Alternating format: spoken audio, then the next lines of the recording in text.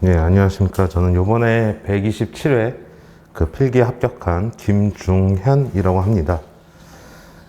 네, 뭐 갑자기 갑작스럽게 교수님께서 이거 뭐 간증 좀 해달라고 해갖고 사전에 얘기를 못 들었었는데 지금 한 5분 전에 들어왔고 급하게 와서 제가 간단히 제 경험들 좀 이야기를 드리겠습니다. 사실 보면 제가 요번 회차에 최종적으로 62.41을 받았는데 요번에 제가 두 번째 시험을 본 겁니다. 1회차에서는 한 56점 정도 받고 요번 회차에서 62점을 받았는데 저는 사실 토목 시공기술사 공부를 처음 여기 학원을 등록하고 시작을 했고 총 한 사이클을 다 돌았어요. 처음에 정규반 듣고 그리고 모의고사 1 듣고 시험 1회 시험 보고 떨어지고 모의고사 2 듣고 그리고 요번 회차에 붙은 케이스인데 사실 제가 처음에 이제 공부를 하게 된 동기는 이제 뭐 회사에서 주변 그 동료들이 기술사 많이 도전하고 그래서 저도 이렇게 도전을 하게 됐고 사실 그 학원 등록하고 숙제를 계속 해나가면서 후회했던 적이 엄청나게 많아요. 진짜 한 100번도 넘게 후회했던 것 같은데 숙제가 너무 힘들고 하니까 근데 그걸 꿋꿋이 다 이렇게 하고 한 게 이제 요번 회차 합격의 밑거름이 된 것 같습니다. 그래서 제가 이제 좀 구체적으로 말씀드리면 사실 용어 같은 경우 1교시에는 제가 182점을 받았는데 솔직히 그 10문제 중에서 한 2문제 정도를 잘 몰랐어요. 사실 8문제는 어느 정도 알아갖고 다 썼고 2문제 정도를 잘 몰랐는데 그 중에 하나가 요번에 이제 PTM 문제랑 그 다음에 그 PSC 뭐 챔버 뭐 소음인가 뭐 그거 2문제 정도를 잘 몰라갖고 어쨌든 그거를 골라갖고 썼는데 제가 PTM 같은 경우는 사실 완전히 다른 내용을 적었어요. 트렌치 컷을 적었거든요. 그러니까 완전히 다른 건데 프로그레스 그 트렌치 메소드랑 완전히 다른 내용인데 네, 그것도 19점을 받았어요. 트렌치 컷은 제가 굉장히 잘 적었거든요. 그 공부가 된 내용에서. 그래서 완전히 다른 거를 적었는데도 19점을 받았다는 거는 만약에 모르는 문제가 있으시더라도 그 비슷한 내용으로 끝까지 최선을 다해서 적으면 좀 높은 점수를 받을 수 있는 것 같고요. 그리고 서술 관련해서는 제가 가장 중요하게 생각하는 게 사실 교수님도 항상 말씀하시는 거지만 첫 번째는 레이아웃. 레이아웃이 정말 중요한 것 같고요. 특히 대제목 잡는 거. 그거에서 실패하면 아무리 뭐 이렇게 좀 세부적으로 잘 써도 눈에도 안 띄고 채점하는데 굉장히 불리하다고 생각이 돼요. 그리고 두 번째로는 이제 차별화. 사실 그 대부분의 수험생들이 이제 학원을 등록하고 공부함으로써 기본적인 거는 어느 정도 다 쓸 수 있을 거라 생각을 하고요. 그 사람들보다 뭐가 조금 더 나아야지. 그래서 그 채점자가 좀 더 점수를 많이 주고 뭐 그런 느낌이 있어갖고 그 차별화를 반드시 대제목 중에 한 개 정도는 적어주는 게 고득점 받는데 굉장히 중요한 것 같다라고 저 자신은 그렇게 생각을 해요. 사실 차별화라는 게 뭐 그렇게 대단한 게 아니라 그 문제가 물어보는 것 중에서 기본적인 거는 다 적고 그거와 관련된 뭐 현장 경험이라든지 뭐 그런 것도 괜찮고 업무를 하면서 자기가 했던 그 비슷한 관련된 내용을 적고 뭐 그런 정도만 적는 거지 뭐 차별화하는 게 그렇게 특별한 건 아닙니다. 그 관련된 내용을 좀 포괄적으로 많이 적어주면 그게 곧 차별화가 되는 것 같습니다. 관련된 그림이라든지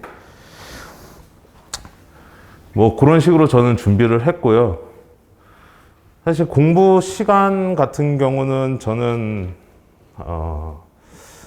제가 지금 회사에서 이제 뭐 입찰 일을 많이 하다 보니까 사실 공부적으로 좀 여유가 있진 않았어요. 출장도 많이 가고 해갖고 제가 해외 입찰 팀에 있는데 해외 출장도 많이 가고 하니까 사실 요번에 2회차, 요번에 127회 볼 때도 저 시험 보기 2주일 전에 저 필리핀 출장 가서 일주일 동안 있고 해서 공부 하나도 못하고 그랬는데 사실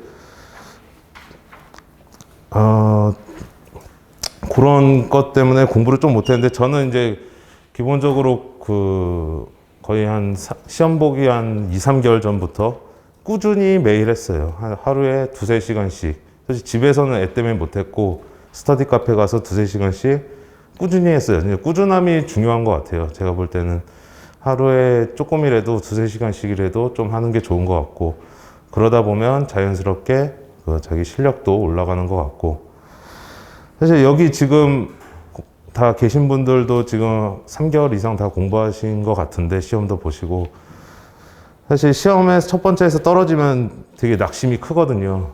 저도 굉장히 힘들었고, 또다시 시험 보는 것 자체도 굉장히 힘들잖아요. 이게 거의 한 6시간 이상 봐야 되니까. 그래서 저도 첫 번째 시험 떨어지고 나서 굉장히 힘들었는데, 그래도 그 마음을 다잡고 꾸준히 더 공부를 해서 이번 회차에 최종 합격을 하게 된 것 같습니다. 그래서 여기 계신 분들도 시험에 떨어졌다고 포기하지 마시고 또 꾸준히 공부하셔서 꼭 합격하시면 좋겠습니다. 감사합니다.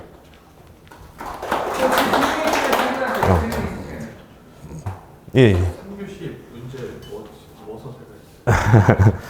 3교시에 제가 선택한 게 그 준설선이랑 그리고 그 해사를 이용한 콘크리트 그리고 그 발파 그리고 하나는 제가 생각이 잘 안 나는데 그 중에서 제가 되게 잘 받았던 게 64점을 받은 게 있어요. 그게 제어 발파 그게 64점을 받았는데 사실 거기 뭐 제어 발파 뭐 시공 방법과 뭐 특징에 대해서 서술하시오 뭐 이런 식으로 나왔던 것 같은데 저는 기본적으로 크게 레이아웃을 이제 뭐 천공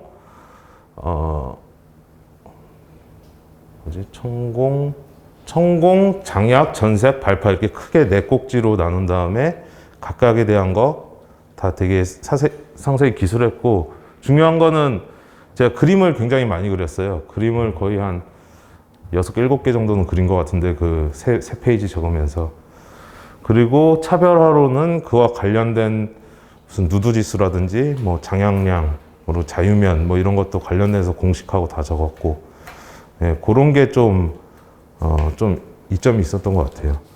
그러니까 여기가 227점인데 64점, 60점, 50 몇 점, 뭐 49점 뭐 이렇게 굉장히 높아요. 다른 교실들보다.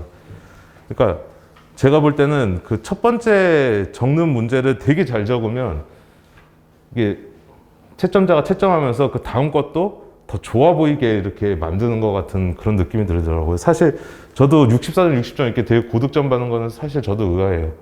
사실 다른 교시도 그렇게 뭐 4교시는 제가 너무 힘들었던 뭐 2교시나 뭐 이런 것도 그렇게 크게 다르게 적진 않았는데 사실 3교시에 좀 아는 문제가 좀 나와갖고 좀 더 유리했지만 그래도 고득점 받았던 게 좀 의아한데 그 중에 한두 개를 되게 잘 적으니까 나머지도 점수를 다 잘 받은 것 같아요. 제가 볼 때, 제가 느끼기에는.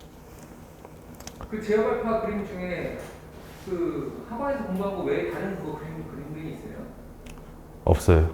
없어요? 근데 왜 이렇게 점수가 높구나? 없어요. 제가 그 그림은 기본적으로 핵심 120, 핵심 120에 있는 거는 거의 다 그렸고 그리고 용어 책에 나온 거 그거에도 좀 그렸고 학원에서 배운 걸로만 저는 시험을 다 봤어요. 그래서 뭐 외부에서 뭐 따로 참고하거나 뭐 그런 건 없었습니다.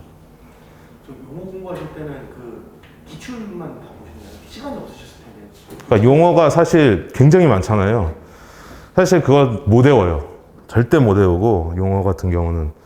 그래서 그림 같은 경우는 그래도 계속 연습을 해야 되는데 이제 나머지 3번, 4번 이런 것은 못 외우니까 저 같은 경우는 어떻게 했냐면 사실 그 서브노트도 서브노트지만 그것도 숙제도 할 때지만 저는 그 책 있잖아요. 그 2권 굵은 거. 그거를 몇 번 정독했어요. 그게 저는 그게 도움이 많이 되더라고요. 그거를 기출문제 가리지 않고 다 읽었어요. 그 2권. 외우려고 노력하지 않았고 반복해서 몇 번 읽었습니다. 기출 안 다루고 그냥. 네, 다 읽었어요. 뭐 그 중에서 물론 뭐 교수님이 찍어준 중요 문제 뭐 이런 거는 당연히 좀 더 자세하게 봤지만 기본적으로는 용어는 책으로 저는 정독했습니다.